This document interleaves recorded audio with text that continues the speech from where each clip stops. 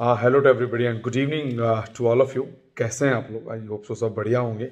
जैसे कि पता है कि नीट पीजी 18 अप्रैल को होना है। उसके बाकी जो एग्ज़ाम्स हैं पीटीसीटी, बाकी जितने भी एग्ज़ाम्स हैं उनकी डिटेल्स लगभग आ गई हैं। मैंने अपलोड भी करी थी। आप रेगुलर चैनल को सब्सक्राइब कर लें, शेयर करें, लाइक करें।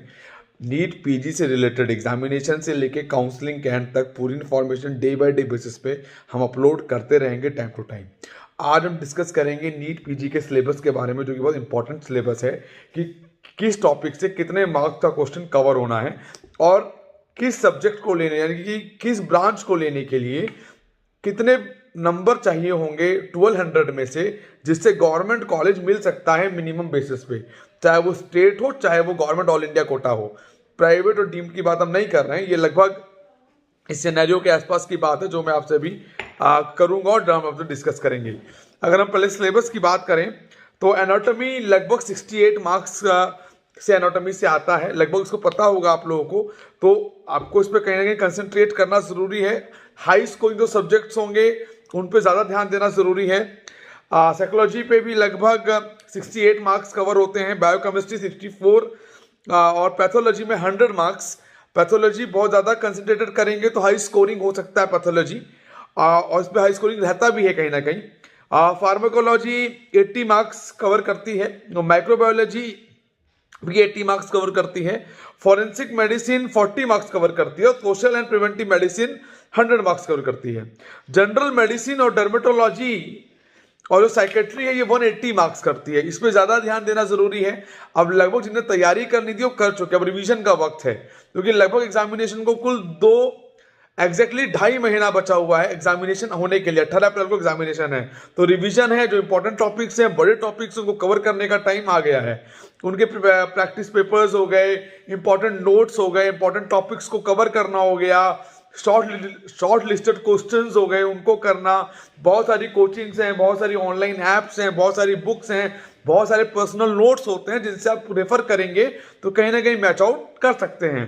कहीं ना कहीं इस बार थोड़ा बहुत हाई स्कोरिंग जा सकता है, क्योंकि बच्चों को काफ़ी टाइम मिला है जो रेगुलरली इस साल के लिए ही तैयार कर रहे थे, लेकिन उनको टाइम नहीं मिला जो ऑलरेडी काउंसलिंग के दौरान थे 2020 में, क्योंकि और जो इस बार ड्रॉप करके आगे आ रहे हैं उनको टाइम नहीं मिला, लेकिन उनको भी लगभग उतना एक बराबर एक स्पैम में टाइम मिल गया है अब, जो वो चाहें तो अब इजीली कवर कर सकते हैं। जनरल सर्जरी की बात करें तो वो भी 180 मार्क्स और ऑर्थोपेडिक्स में 180 मार्क्स कवर करता है। वो टॉपिक एनेस्थीसिया रेडियो डायग्नोसिस भी उसमें इंक्लूड है कहीं ना कहीं।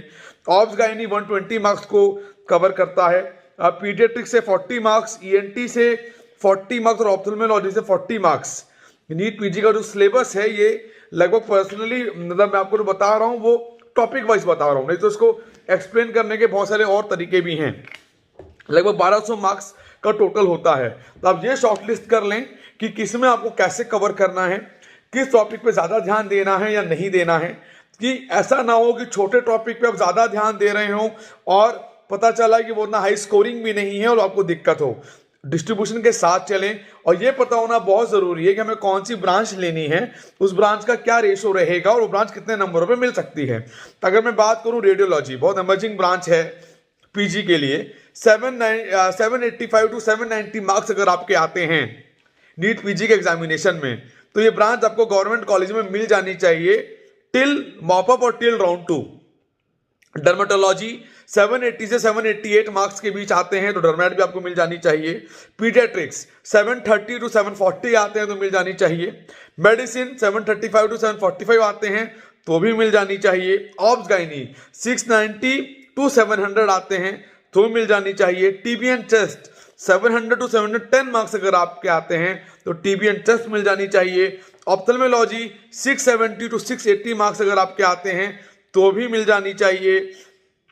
ईएनटी 665 टू 675 पे ईएनटी मिल जानी चाहिए। एनेस्थीसिया 645 टू 650 पे एनेस्थीसिया मिल जानी चाहिए। और ऑर्थोपेडिक्स 685 टू 690 और सर्जरी 670 टू 685। अगर इतने मार्क्स आपके 685 तक आते हैं तो इसका मतलब है कि अगर आप एनेस्थीसिया तक रेडी हैं और 645 यानी 640 के का भी मार्क्स आप स्कोर करते हैं तो आप गवर्नमेंट सीट के लिए फाइट कर सकते हैं। इस बार का काउंसलिंग का सिनेरियो पिछले साल से बहुत डिफरेंट रहेगा। उसके लिए मैं एक अलग से वीडियो बनाऊंगा और समझाऊंगा आपको कि उसके क्या क्या रीजंस हैं, क्या क्या टॉपिक्स हैं जो आपको कवर करने हैं और क्या क्या टॉपिक लेके चलने हैं हैं जिसके लिए आपको आपकी मनचाही ब्रांचेस मिले। पहले एग्जामिनेशन हो जाने दीजिए, उसके बाद ब्रांचेस के बारे में, कॉलेज के बारे में डिस्कस करेंगे, कौन सा कॉलेज बेटर है नहीं है, कैसे काउंसलिंग अप्रोच करनी है, किस ब्रांच के लिए कौन सा कॉलेज कैसे बेटर है, क्या क्या एमिनिटीज हैं नहीं है, कितनी ब्रांचेस उनमें हैं जो चल रही हैं, कितनी सीटें परमिटेड हैं, कितनी रिकॉग्नाइज हैं, डीएनबी में हॉस्पिटल में पेशेंट लोड कैसा है, हैंड्स ऑन कैसे हैं नहीं है, फर्स्ट ईयर में है, सेकेंड ईयर में, फाइनल ईयर में है। और कहीं ना कहीं चीज़ें बच्चों पर भी बहुत डिपेंड करती हैं, क्योंकि हर एक चीज हर एक बच्चे के लिए बराबर नहीं हो सकती। तो कैंडिडेट टू कैंडिडेट भी चीजें मैटर करती हैं। कुछ बच्चों के लिए वो इंस्टीट्यूट बहुत अच्छा है और कुछ के लिए वो इंस्टीट्यूट बहुत खराब है, ऐसा भी है। तो ये कहीं ना कहीं अपने ऊपर भी डिपेंड करता है। और जो कहीं ना कहीं गलतियां होती हैं वो कहीं ना कहीं आप लोग लापरवाही में कर देते हैं, समझने में कर देते हैं, लोगों की बातों में आके कर देते हैं। तो उनको एनालाइज करके चलना समझना बहुत ज़रूरी है। जब कंप्लीट इन चीज़ों को लेकर चलेंगे तो इतने मार्क्स अगर आपके आते हैं, तैयारी आपको उसी के हिसाब से करनी है। इतने मार्क्स अगर आप क्रैक कर लेते हैं तो लगभग अनुमान हो जाता है और उम्मीद बन जाती है कि अब आप कहीं ना कहीं सीट गवर्नमेंट की मिल सकती है आपको। तो तैयारी उसी के हिसाब से होनी चाहिए, उसी के हिसाब से स्कोरिंग होना चाहिए, जिससे लगभग आइडिया मिले, एक फ्रेम रेडी हो जाए कितना लेना है और कहां तक अपने को जाना है। कोई डाउट है, कोई कंफ्यूजन, आप कॉल कर सकते हैं, व्हाट्सएप कर सकते हैं, नंबर स्क्रीन पे गिवन है, आप मुझे कॉल करके भी पूछ सकते हैं। कोई डाउट हो सिलेबस के रिगार्डिंग, किसी और टिप्स चाहिए हो तो उनके रिगार्डिंग आप पूछ सकते हैं। और अगर आप चाहेंगे तो कंसर्न स्पेशलिस्ट के सीनियर डॉक्टरों से आपका इंटरेक्शन भी करवाया जा सकता है। अगर आप चाहेंगे, जिस कॉलेज में बोलेंगे, जिस ब्रांच के लिए बोलेंगे, वहाँ के सीनियर डॉक्टरों से भी कंसल्ट करा के उन ब्रांचेस के बारे में भी बताया जा सकता है, कौन सी ब्रांच कैसी है, किस हिसाब से है। कोई डाउट हो कॉल करें और व्हाट्सअप करें 9675200801। काउंसलिंग सर्विसेज के लिए हमारी पेड गाइडेंस अवेलेबल है जो आप दे सकते हैं। लगभग कई सालों से हम इस प्रोफेशन में हैं for the counselling guidance and all. मेरे अपने आप ब्लॉग्स, मीडिया इंट्रैक्शन सब गूगल पे अवेलेबल है। गौरव त्यागी के एक्सपर्ट आप डालेंगे, न्यूज सेक्शन में लगभग सब कुछ अवेलेबल है, हर एक चीज़ पे आर्टिकल्स अवेलेबल हैं, उनको फॉलो कर सकते हैं और आपको पता चल सकता है कि चीज़ों को कैसे करना है और किस हिसाब से करना है। तो bye bye, take care, have a good day, bye bye.